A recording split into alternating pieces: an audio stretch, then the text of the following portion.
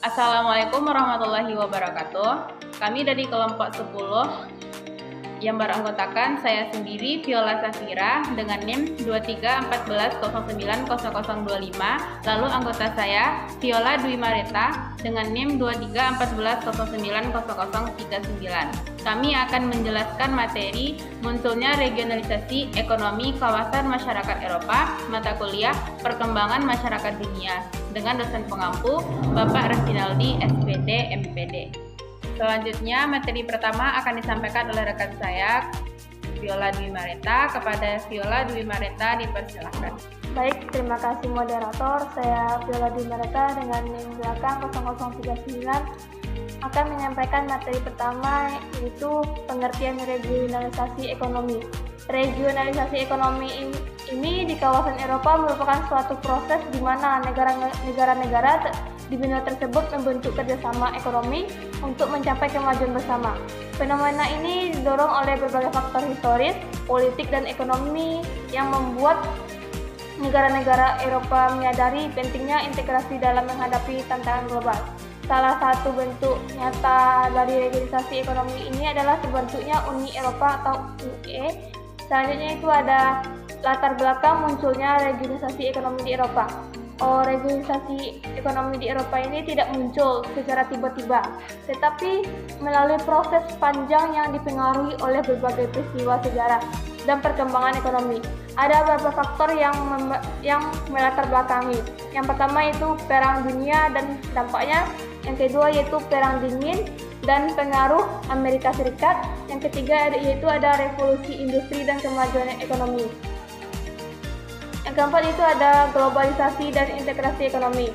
Materi selanjutnya itu tahapan pembentukan regionalisasi ekonomi di Eropa, di mana proses regionalisasi ekonomi di Eropa ini terjadi secara bertahap melalui berbagai perjanjian dan organisasi yang semakin mempererat hubungan antar negara. Ada beberapa tahapan utama dalam proses ini. Yang pertama yaitu pembentukan European, di mana Coal and Steel Community atau ECSC 1951. Yang kedua itu ada perjanjian Roma dan pembentukan EEC 1957. Yang ketiga yaitu ada pembentukan European Free Trade atau Society atau EFTA yang 1960. Selanjutnya itu ada pembentukan Uni Eropa pada tahun 1993. Selanjutnya itu ada Organisasi Ekonomi Kawasan Eropa. Yang pertama itu ada APEC, Asia Pacific Economic Cooperation, di mana kerjasama ekonomi negara-negara Asia Pasifik terbentuk pada tahun 1989 dalam pertemuan tingkat materi di Canberra yang digagaskan oleh PM Australia Robert Hauke, yang merupakan penjabaran dari forum kerja sama regional dalam bidang ekonomi di kawasan Asia Pasifik. Sebenarnya itu ada faktor-faktor yang melatar belakangi pembentukan APEC, antara lain yang pertama itu adanya perubahan konstelasi politik dunia seperti munculnya kelompok-kelompok perdagangan yang bersifat tertutup. Yang kedua itu ada dinamika proses globalisasi yang menurut negara-negara di kawasan Asia Pasifik melakukan penyesuaian melalui perubahan struktur ekonomi. Yang ketiga itu ada kekhawatiran gagalnya putaran Uruguay atau yang menimbulkan ketidakpastian perekonomian dunia. Mungkin sekian yang bisa saya dapat memaparkan materinya. Selanjutnya saya akan memberikan kepada moderator dan materi selanjutnya akan dilanjutkan kepada Viola Safira. Terima kasih kepada Viola Dwi Mareta yang sudah menjelaskan materi. Selanjutnya saya akan menjelaskan materi AFTA, ASEAN Free Trade Area, Perjanjian Perdagangan Bebas Negara-Negara ASEAN. Perdagangan bebas yang dianut banyak negara di dunia ikut mempengaruhi negara ASEAN. Konsep Free Trade Area lahir untuk mempermudah dan meningkatkan perdagangan di antara negara di Asia Tenggara. Perjanjian AFTA ditandatangani pada tanggal 28 Januari 1992 dalam pertemuan tingkat kepala negara keempat di Singapura. AFTA bertujuan menjadikan kawasan ASEAN sebagai tempat produksi yang kompetitif sehingga produk-produk ASEAN memiliki daya saing kuat di pasar global. Selanjutnya, ASEAN-China Free Trade Area atau ACFTA merupakan kesepakatan antara negara-negara ASEAN dengan China untuk mewujudkan kawasan-kawasan perdagangan bebas dengan menghilangkan atau mengurangi hambatan-hambatan perdagangan barang, baik tarif ataupun non-tarif. Peningkatan akses pasar jasa, peraturan, dan ketentuan investasi, sekaligus peningkatan aspek kerjasama ekonomi untuk mendorong hubungan perekonomian pada pihak ACFTA dalam rangka meningkatkan kesejahteraan masyarakat ASEAN dan China. ACFTA ditandatangani pada tanggal 12 November 2017 dan diimplementasikan pada tanggal 1 Agustus 2019.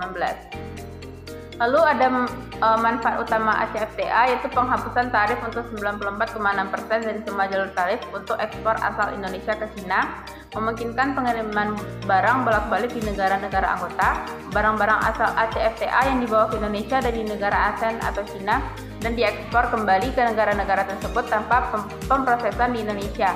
Dapat menikmati konser tarif produk asal yang melewati para pihak juga dapat mempertahankan status asalnya.